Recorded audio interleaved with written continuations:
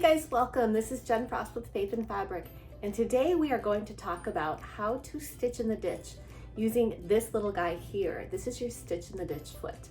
Now, this probably came with some of your machines. Some of you may have purchased this as part of a foot package. That's when you can get a lot of different feet for your machine, but maybe it's perhaps one you haven't used yet. This is a really great foot, and we're going to talk about why today. Before we dig into the how to use this foot, I first want to talk about what does it even mean to stitch in the ditch? Stitch in the ditch refers to sewing back through the ditch between the panels created in the seams of patchwork. Now, if you're new to quilting and stitching in the ditch, what you might end up with as you try to stitch along those lines, those valleys created by your two fabrics, you might end up with something a little bit wobbly, a little bit wonky, and you definitely don't want that. And that's where this foot comes in so handy. As you can see in these photos of several different types of stitch in the ditch feet, each has a center blade. This blade is designed to actually fit right in the middle of your seam. It drops right into that space. So let's head over to the machine and take a look at how we can use this foot. Again, depending on the type of machine you have, or the Janome, a Brother, a Pfaff, they're all going to be ever so slightly different. But overall, your stitch in the ditch foot is going to come with that central blade right in the middle that again is going to slide right in that valley created between your two fabrics. Let's take a look at how it works. So here's that foot up close. Now again, yours might look slightly different. You'll see what they have in common though is this blade. This blade right here in the center is going to be what fits in the valley of your two quilt panels when you're doing your patchwork. So we're going to go ahead, we're going to attach this foot. I'm using a Janome. I have a Continental M7 machine, and this is actually their AccuFeed foot. I love these feet. They work so well because they're walking feet, and they're great. They're great. Screw that into place. So we've got our foot in. The next thing I want to show you is the quilt fabric. So this is a quilt my son and I have been sewing together. It's always fun to let all those imperfections go when you're sewing with your kids, but that's great. It's fun to work on them. I'm going to be showing you how to use it on the seam here, and you'll see I can actually run my fingernail along this. There's a nice little groove created right here that we're going to be sewing into. Now, I did not use this stitch in the ditch foot when I stitched along here, and that's because there were so many little turns that were constantly happening.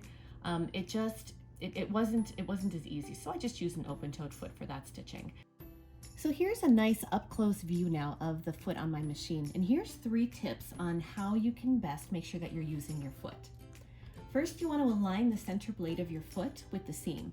You'll see the seam is right here, here's my blade, and when I drop my presser foot, it's going to drop right in, and it just nests perfectly against that seam. You also want to make sure that the blade, as you get closer to where your patchwork connects with each other, you'll see, I'm going to slide this forward just a touch so you can see. Right here, it's a little chunkier, and so you're going to want to make sure that your foot doesn't jump, that your blade doesn't jump over onto the higher side of your valley. You want to always stay in that ditch on the lower side of your valley. And your third tip is to remember that your job is just to steer and maneuver your quilt sandwich. The blade should do the rest of it by staying right along that edge. Let's go ahead and get started and see how this works.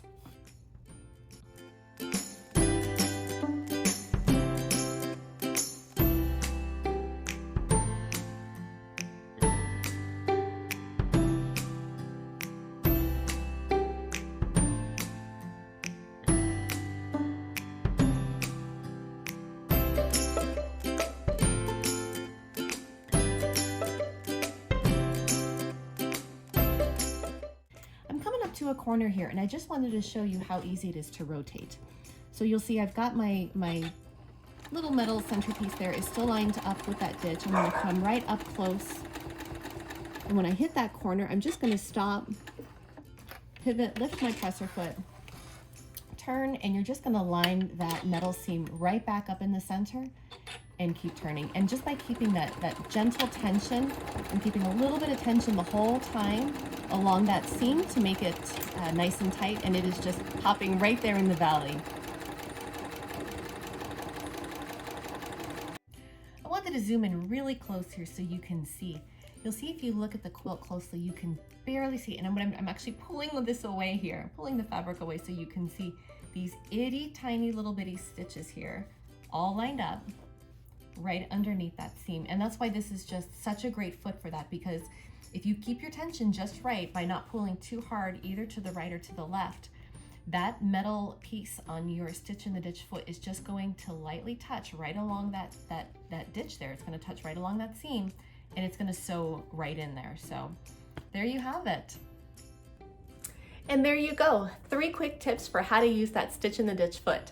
I hope you guys enjoyed this video. I hope you found some really great tips on how to use this foot. This is, I think, going to be one of those feet that you're going to use over and over again when you're doing your patchwork, because it really does make it not only that much easier, but that much cleaner when you're doing your work. It's also a great foot to use if you're teaching classes, teaching sewing classes to kids, to people in your family, friends, because it gives you that extra bit of, I'm gonna call it safety, an extra bit of caution when you're sewing, and it just minimizes those mistakes because it really keeps itself lined up. As long as you're maneuvering that quilt evenly, you're gonna knock all those stitches right into the ditch where they belong, and they'll be pretty much invisible. So enjoy your day. I wish you guys happy sewing, and we'll catch you in the next video. Thanks for any likes and subscribes. We'll see you soon. Take care.